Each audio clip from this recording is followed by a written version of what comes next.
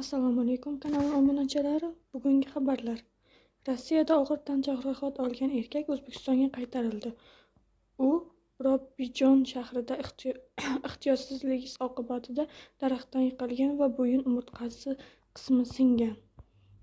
O'zbekiston diplomatlari sa'y-harakatlari bilan Vladivostok shahrida og'ir tan jarohat olgan vatandosh O'zbekistonga qaytarildi deb Daryo xabarlarida e'lon qilindi. O'zbekiston Bosh kasalxonasi ma'lumotiga ko'ra, Samarqand viloyatida bo'lgan yurtdosh ariza bilan murojaat qilib, o'g'li S.G. baxtsiz hodisa oqibatida jiddiy jarohat olib, Vladivostok shahri shifoxonasida yotganini va dori-darmon uchun yetarli mablag' qolmaganini bildirgan hamda O'zbekistonga qaytish uchun amaliy yordamga so'ragan. Ma'lum bo'lishicha, S.G. 2023 yilda Rossiyaning Xabarovsk o'lkasiga vaqtincha mehnat faoliyatini amalga oshirish uchun borgan, ammo o'tgan yili oktyabr oyida Robijon shahrida ehtiyotsizlik oqibatida daraxtdan yiqilgan va bo'yin umurtqasi qismi singan. U operatsiya qilinib, statsionar davolanishga yotqizilgan, ammo shifokorlar bemorni qayta operatsiyaga o'tkazish kerakligini bildirgan. Biroq bunda operatsiya uchun yetarli mablag' yo'qligi uchun